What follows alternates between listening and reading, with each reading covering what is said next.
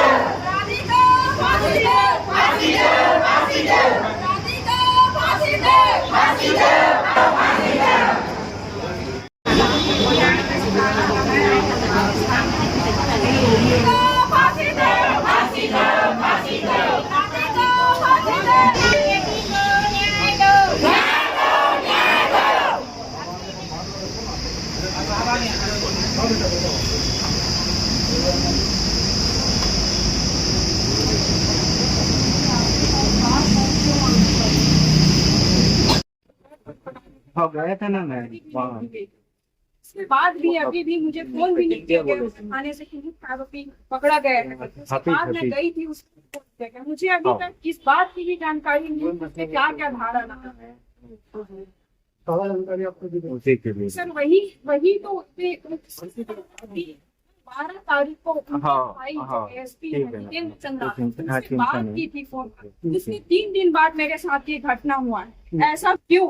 मैं किससे बोलूंगी? मैं अगर इनको बोलती हूँ तो वो बोलते हैं कि मुझे क्रिमिनल के बारे में ना बताया जाएगा। तो सर मैं क्रिमिनल के बारे में आप जैसे लोगों को नहीं बताऊंगी तो किसको बताऊंगी? क्या इसीलिए इंतजार किया जा रहा था कि मैं वहाँ जंगल में जल के मिलती मेरा हड्डी मिलता तब मुझे यहाँ लाया जाता? क्या मेरे ऊपर हत्या होने ही वाला, पूरा हत्या के साजिश में उसे लेके गया था? क्यों ऐसा हो रहा था मेरे साथ? गिरफ्तार कर लिया आरोपी गिरफ्तार होने के बाद भी मुझे क्यों नहीं बताया गया? क्यों? मुझे अपना डर दूर नहीं करना है क्या कि मैं जिंदगी में कभी जी ही ना पाऊँ? मैं डर डर के ही जीती रहूँ। ऐसा क्यों कर रहे हैं सर? चाहिए पहले भी मैं मैं खुद गई थी सर स्वयं, उसके बाद भी मुझे नहीं बताया गया। मुझे डर दूर करने के लिए बिल्कुल बता दिया गया मुझे वहां से। ऐसा क्यों कर रहे हैं? कल शाम को ही गए थे, मैं रात को गई थी। क्या धारा लगा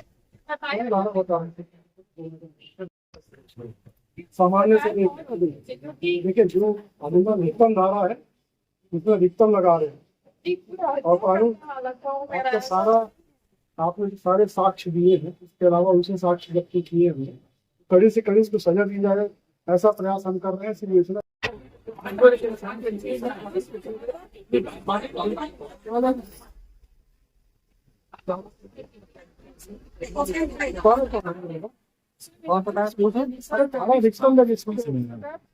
धारा 307 की नहीं लगा। 307 में कितना सजा है? उसके ऊपर आजीवन कारावास की सजा लगाया हूँ। बोल तो रहा हूँ आजीवन कारावास की सजा लगी है उसके ऊपर। 307 से गंभीर धाराएं लगी है। हाँ। कोई बता रहा हूँ नहीं, हम लोगों को न्याय चाहिए और ऐसे नहीं है। उसका वार्निंग ये है कि आज नहीं 10 साल बाद छूट के आऊंगा तो कोई नहीं बचेगा, पूरा परिवार नहीं बचेगा। यदि गांव में आ जाऊंगा तो कोई ना कोई जाएगा। ऐसे पूरा मतलब इनका जो मनोबल है अभी तक जाऊंगा यहाँ पे आपके पास आने के बाद ध्यान देने के बाद मैसेज आता रहा। आरोपी गिरफ्तार हो गया है तो बहुत गंभीर धाराओं से उस पर कार्रवाई की जा रही है। सजा मिले उसको पूरे साक्ष्य उसने एकत्रित कर लिए हुए। 307 से ज्यादा गंभीर धारा है। 307 कब आए साधन की याद तरफ जाएगी इतने तो चल रहा है शाम को देने के लिए कल ऐसे उलझा के बताने लगा कि हम लोग एक्चुअल गए थे। हम लोग ना सिर्फ 12:30 बजे गए थे, लेकिन हम लोग 12:50 12:45 से कहने तो पुलिस उस दिन डांटने लगा था। आपको पता नहीं है क्या कितने समय आए थे? और जब हम बोले कि आप कितने बजे कार्रवाई किए तो अनुमानित 11 बजे बाद ऐसे वो खुद अनुमानित लगा सकता है और हम एकदम फिक्स टाइम बताए। ये कार्रवाई उन लोगों का पुलिस के द्वारा किया जाता है। तो कार्रवाई का समय लिखा हुआ है। दूसरा जैसे ही लिखा हुआ है। और मैं सर आपको वर्बली आपको मैं अवगत करा दूं, वहाँ क्या रावटे है, लेकिन रावटे है इतना गंदा रवैया है उनका। और आपको कल बता दूं कि ना वो एक और राजेश साहू करके, उनका भी रवैया ठीक नहीं है। मैं खुद बयान देने के लिए बैठा था, मैं बताया हूँ मैं कि सरपंच हूँ, है ना। वो अच्छा आप सरपंच हो, बहुत होशियार हो, ये सब करने लगा। मुझे कंफ्यूज था, मैं गाड़ी का देखा नहीं था कि कौन सी गाड़ी है। अपन जब गवाही दिए ना तो कौन सी गाड़ी है मैं नहीं देख पाया था। अब दूसरे गाँव वाले के माध्यम से मैं तुरंत इमीडिएट 20 मिनट थाना अवगत कराया था। तो मुझे फुल रिटर्न कॉल आके चलो आप घर चले जाओ, वो क्रिमिनल आपकी बेटी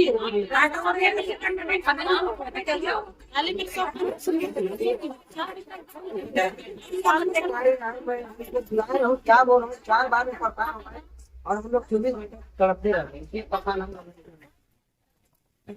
सर कारनामा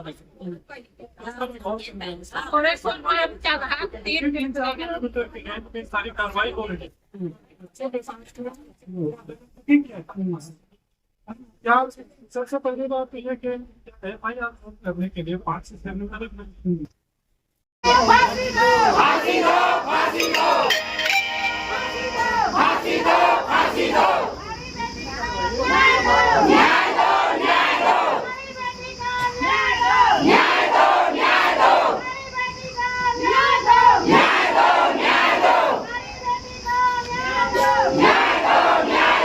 मैं 3 मुद्दों पे कहना चाहूँगी। सबसे पहले तो जब्ती की गई है जो गाड़ी, उस गाड़ी का मालिक अभी तक मुझे उसकी बात जानकारी नहीं मिल पाई है।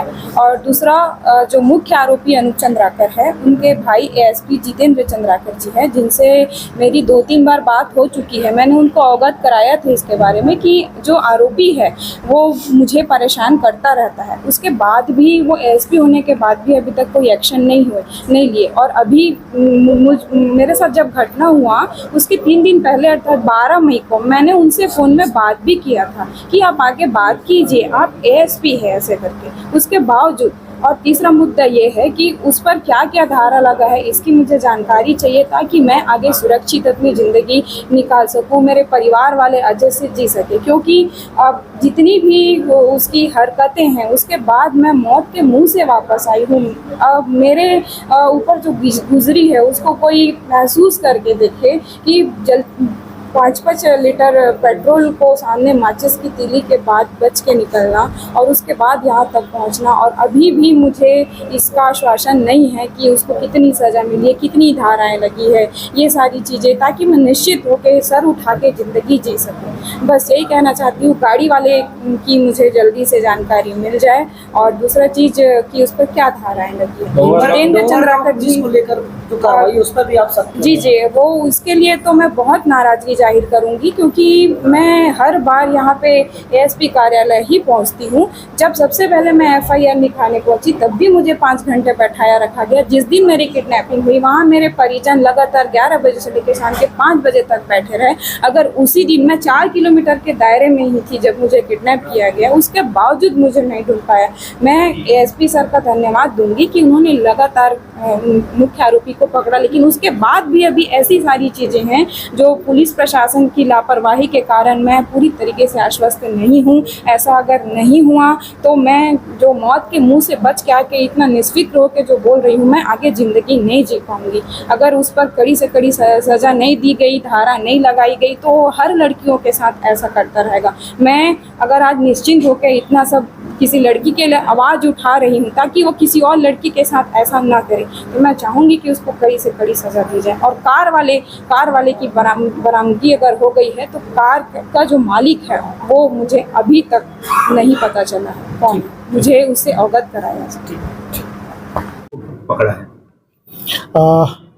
डोंगरगांव किडनैपिंग का मामला है जिसमें पीड़ित जन आए हुए हैं। उनकी मांग है कि आरोपी को अधिक से अधिक सज़ा मिले, तो उसके बारे में उनको आश्वासन दिया गया है कि आरोपी गिरफ्तार है, सभी आरोपी गिरफ्तार कर लिए गए हैं। उनके ऊपर गंभीरतम धाराओं पे केस दर्ज है और उनके ऊपर मजबूत साक्ष्य भी इकट्ठा किया जा रहा है ताकि उनको अधिक से अधिक सज़ा दिलाई जा सके। राजनीतिक दबाव के चलते उनको शक पैदा हो रहा है सर कि कहीं नहीं, ऐसा कोई दबाव पुलिस के ऊपर कोई नहीं है, किसी प्रकार का दबाव पुलिस पे नहीं है।